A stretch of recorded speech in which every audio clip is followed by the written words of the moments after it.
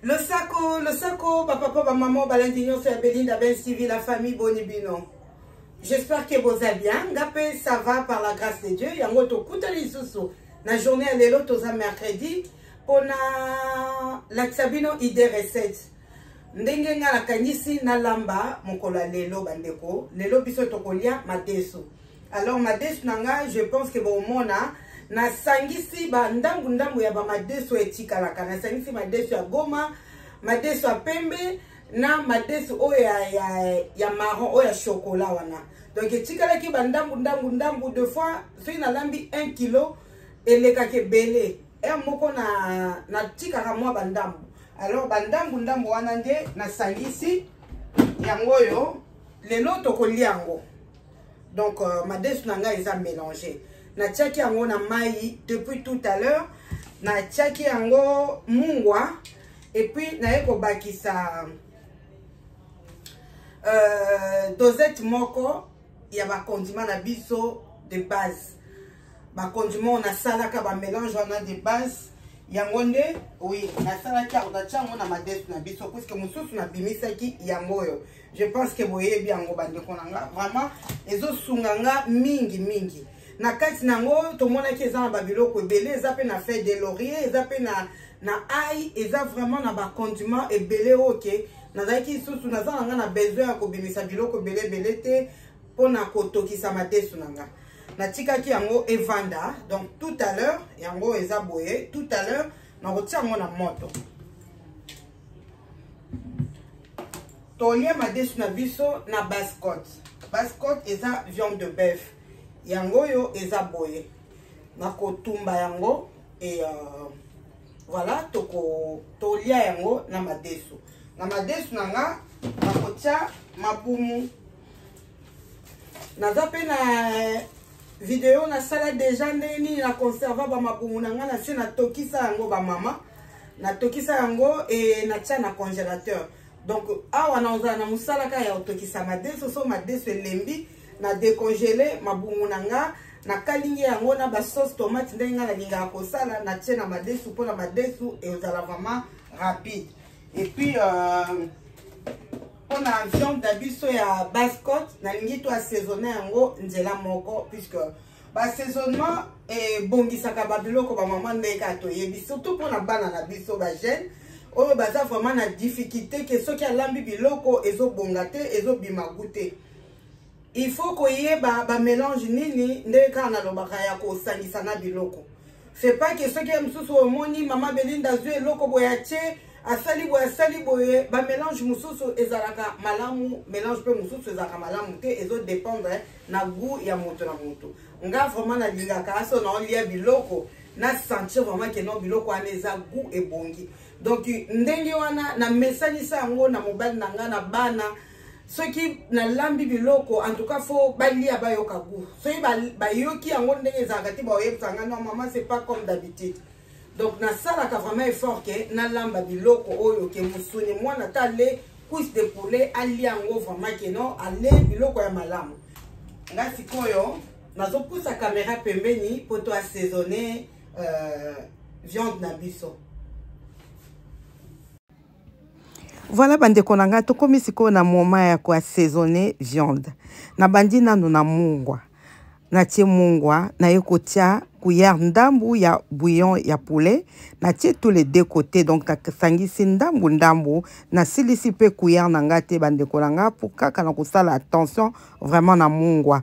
Alors na silisi sikoyo na bandi kotia ba condiment mususu bandeko na kotia ail, muscade, oignon non tia susu nini ba condiment nyonso ka mingi on a salé la kabandeko boyebi tandoori non tia moi ba condiment ebele po kaka viande na biso ezala kitoko na ozangisa muscade te gingembre te na kotia nyonso na kotia pe moutarde nazo meka ba mélange na biso kaka ndenge na conseil ya kabandeko nanga wana eza vraiment ndenge nanga na mekaka toujours na mekaka pona na besoin vraiment tolia kitoko yango yo nazo balusa yango bien na bakisi sauce vinaigrette pour remplacer jus de citron tokoki kotia vinaigre tolambelaka tokoki kotia mwa jus de citron mais nga na préféré ki na tia sauce vinaigrette bandeko nanga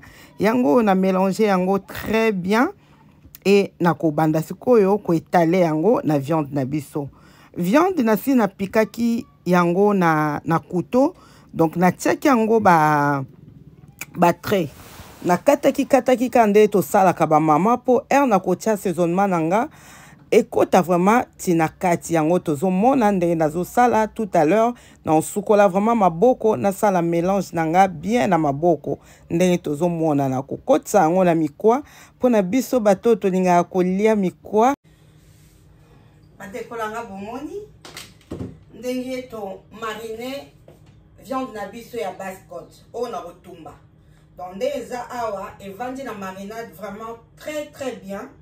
Nasali ndenge mususu. Alors, nazana ba poivron oyo. Nde na lobaki ba poivron ya corne na on sepela yango mingi po eza solo kitoko bande kolanga. Nga nasi na kati puisque viande to lia ngo ka bongo te so to tumbi, il faut moi ba oignon ezala likolo et nazana romarin. Nako piqué yango na viande na biso ba mama. Oka esala solo kitoko ndenge na vendre sango na marinade. Romarin ezalaka bien solo kitoko. Etia musuni na biso vraiment solo ya malamu. Na okoti sango na kati na la sabino de près bande kolanga. Na otia ngo na se ya viande, na tie pe na likolo ya viande.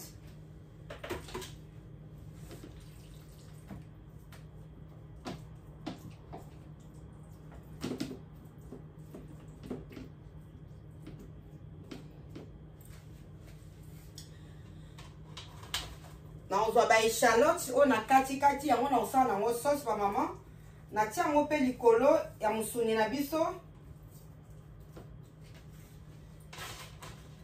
po to lia biloko na biso na ba matungulu ba échalote oyo ba poivron ba ndeko yango pe koti déjà na assaisonnement ka ndé to sala ka ba maman mais beaucoup plus pour na ba jeune na biso bala na biso po ba yekola kolamba vraiment kitoko biloko eza na goût donc système oyo pe eza malamu donc nga na tie boye pona biso ba maman to yebi déjà ke to longola kango avant to tumba donc na zebi sabala na biso ndenge na tie ba biloko bomona ba poivron na ba nini na tie likolo nga avant na tumba yango na tumba ngo na ba poivron te na longola ba poivron po ezika te après na yo bakisa ngo na suka après donc na sali boye kaka po misuni na biso musuni na biso viande ekota solo kitoko to liango ezala vraiment goût na monoko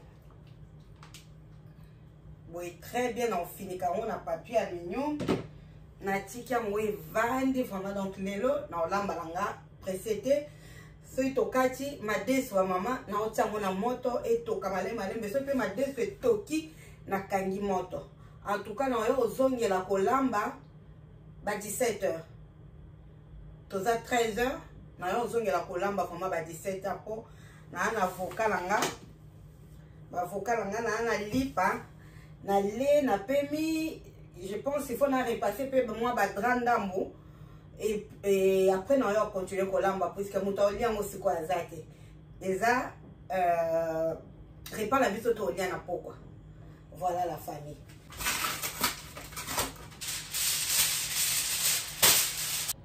Viande na biso to tika ngo na ba assaisonnement oyo bande kolanga asanya ngo boye na tika ngo vraiment et vendre au moins pendant 3 heures après na otumba ngo.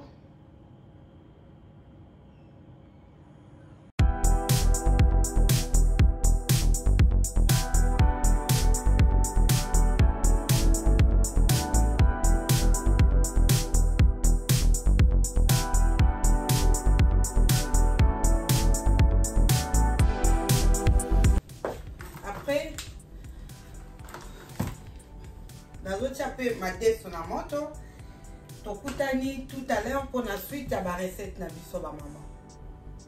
Oui la famille sikoyo na zongi libino lisusu donc tozongi dans la cuisine de Mère Mo pour tosilisa recette na biso. En tout cas na 8 ans nanga bandeko nazeli vraiment na yokanzala pour na continuer kosala biloko comme ça et on a kolia na liango na appétit nyonso. Tokomi presque 20 heures puisque tozalaki na besoin olia biloko côté et sikonde nzala vraiment ekomi et il faut na lamba.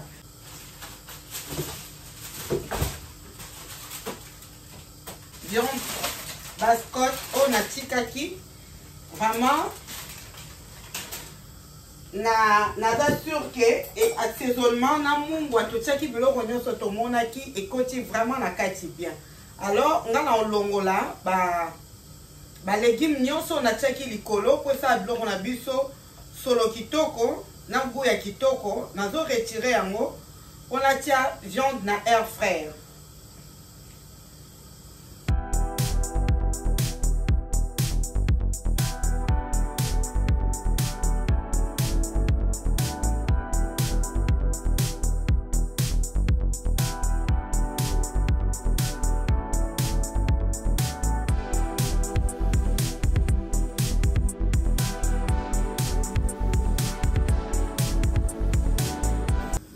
Antikango na four pendant 1 heure, on va vérifier.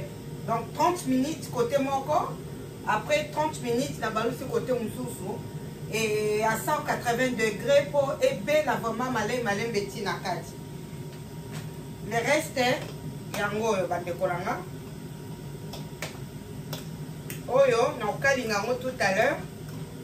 Et na tsango likolo ya viande na biso toza na biso na besoin ya sauce belé te ka après et maquiller viande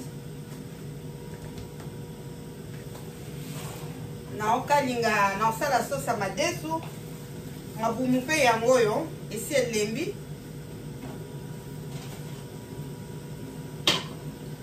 ba maman nga na ce qui nazotia viande ou bien poisson neti na madesu na kalinga yango toujours. Voilà. Mafuta na biso tozotia na moto na osala madesu na échalote matungulu na nga na osalela eza échalote ba maman nasomba sachet moko ndambu natiaki na viande. Le reste na osala nango sauce ya madesu. Ba poivron na sombi na bomba langa te na osala nango madesu et changer ka goût. Kolamba bandeko nanga eza ka technique. L'essentiel biloko bima malamu ba biloko tozotia eza malamu pour la santé, c'est ça. Okolamba madesu ya pamba nga madesu na tie mabumu na ko tia eloko nyonso na otia na madesu ba mama viande ou poisson mais et pas la biso a elia makapamba te po ko tondisa na tondisi mabumu na madesu mais bana ba otunoka maman on va manger ça avec quoi? Il faut kaka eloko ezala pembeni. Pourquoi appelle na linga madesu ya pamba te na linga toujours eloko ezala yango ba mabumu nanga eza nanu.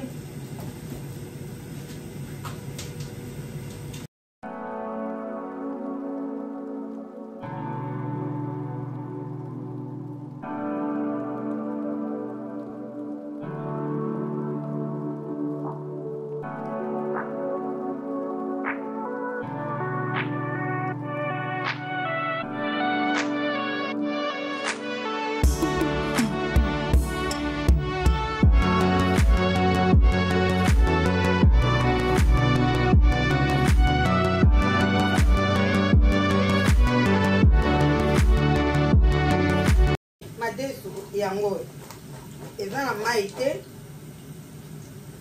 nyonso elembi nyonso vraiment elembi epanzani te ebimi nyonso mibimba. On a tia yango na vansaki yango na mai pendant quelques heures na tokisi yango ti mai nyonso na surveiller vraiment ekomi na suka ekauki me ezika te et voilà.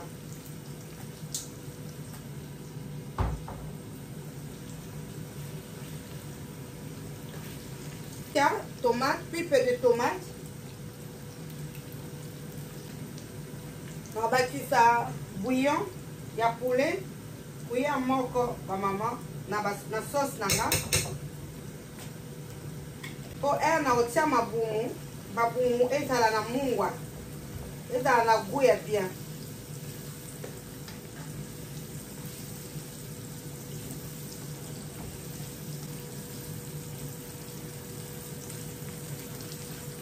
On tient muscade en poudre. Hein. Muscade, faut y avoir vraiment bien. Faut ça bien à ma tête. À maman. Ma boumnanga yango.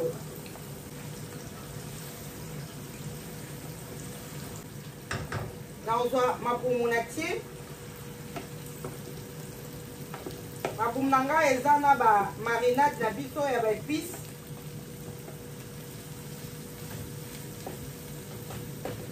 On tient maïté, on commence à cocaler la sauce dans ma boue. Ma boue est congelée, c'est sûr, et on bénit sa maille. Donc, nazaka awa bande konanga na obanda koyo kokali ngango sur place. Na tike toki muke na kalinge. Po ezika te.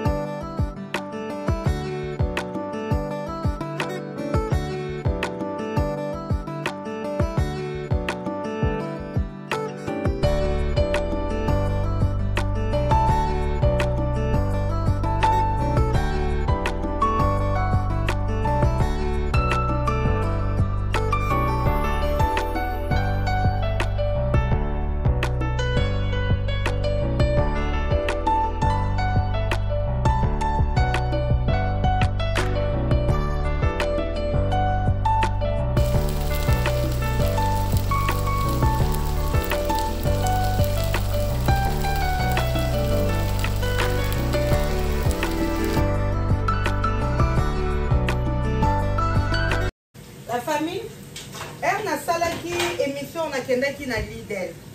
Na monaki savon oyo, mais nazwaki ya mote po na on a salé la mote. Nga côté savon au sukola basani, nazalaka un peu exigeante puisque na lingaka, so ina tie déjà dosette na sukola mo ata moi basani belé. Mais ezaka basani mususu ozo obligé soko sukoli fourchette, au tie savon. Au sukoli kuya, au tie savon. Na kokaka ba bloko wana te dans la linga vraiment savon OK. Au tien, il y a un ami qui marque Ferry. Il y a un très bien à ce moment puisque au tien, quand on a éponge, au cours sous quoi on a bassane belé puis au côté là. Alors, on a ça là, il va course na l'idée, na mon qui oyo. Et là, qui na 1,19 € ou 1,17 €. Na somba qui a voté. Na tout qui bandeko, oh, ça salé là, on a ça na commentaire. Alors, maman moko, na Lyon. Abenga kinga et puis maman mususu pe akomela kinga ke ya sa salé lango ezalaka très bien. Maman wa ezalaka na Lyon ye vraiment abenga kinga. Ayi singa maman Belinda somba savon oyo o répété. Nazaki na savon Ferry na somba ki savon pec citron. Bana ko ba sombela nga ngo donc toyebi ke za ba 2 € et quelques. Nga na somba na ba exotique a somba ngo na 3 €, presque 4 €. Pec citron. Et pourtant, on a l'éclair, ils ont là-bas 2 € et quelques.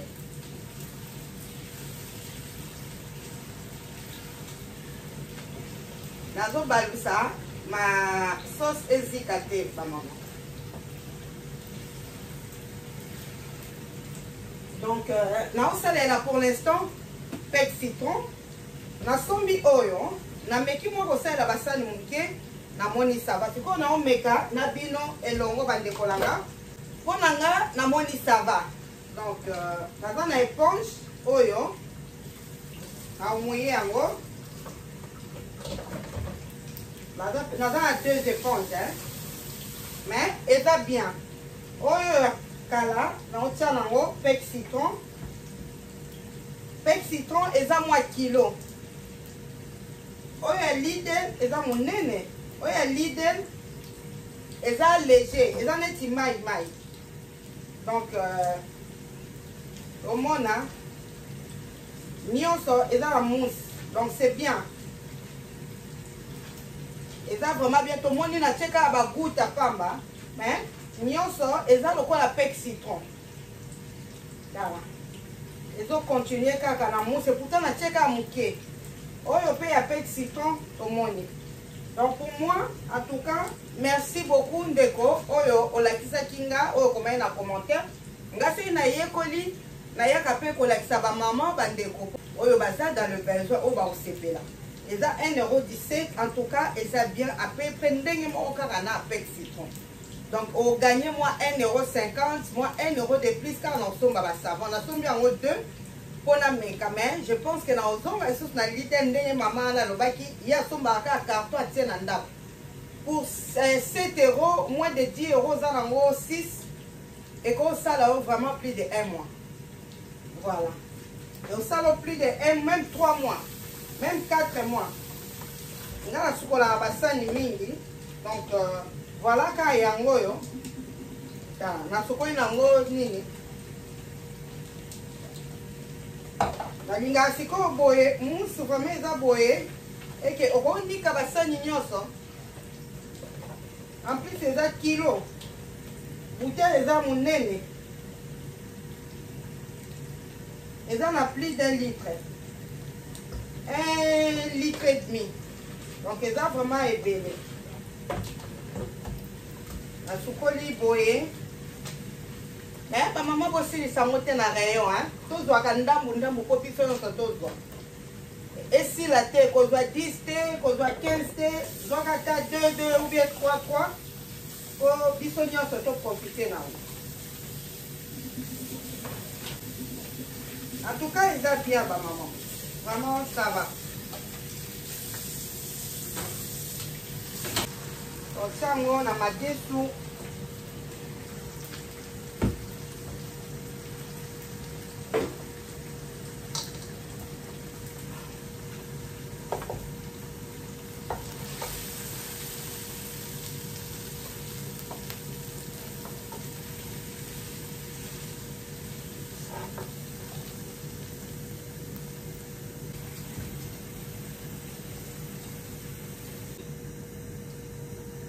Tiens, on maille quantité oyo.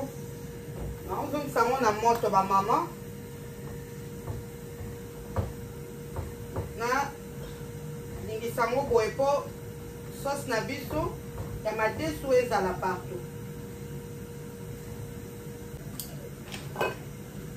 Nga na yeba déjà ba maman ba kunanga na donc notsa mungwa muke eza na goût.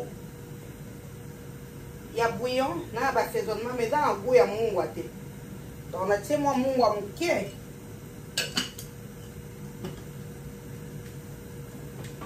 Viande yango bande kolanga et ça dit déjà 30 minutes. Si koyo, on balusa yango de l'autre côté.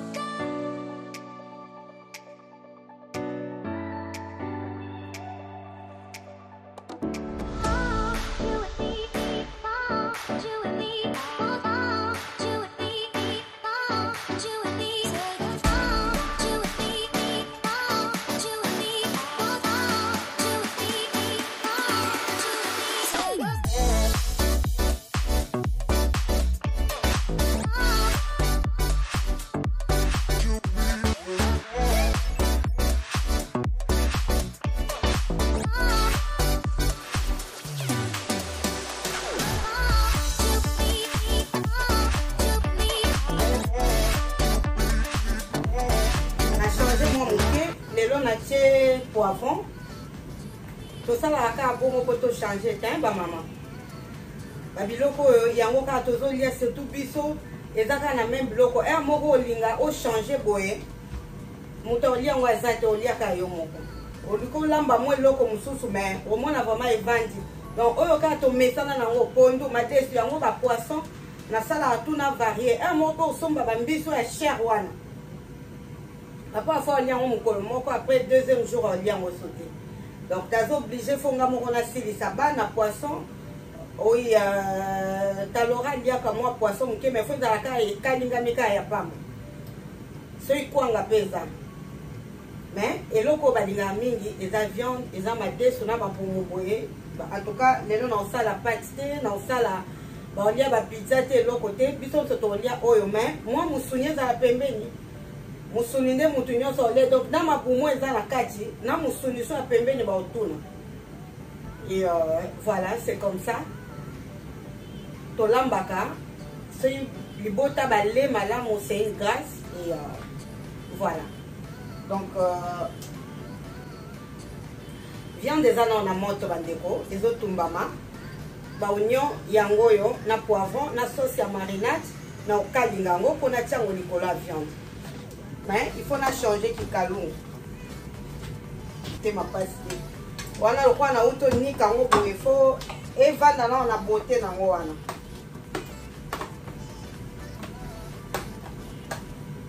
viande etikali na 13 minutes na ozwa sikoyo couteau na pasola yango po ebela vraiment bien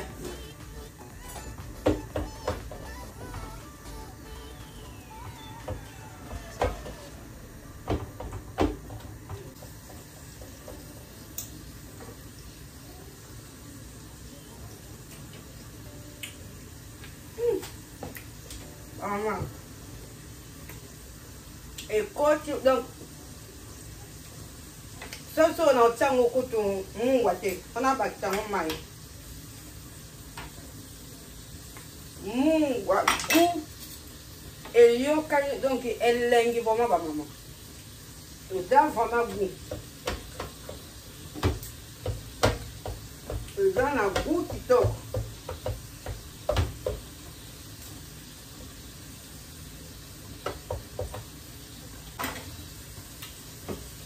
bon bon là d'accord assaisonnement on a salé on fait ça raison on fait ça vraiment raison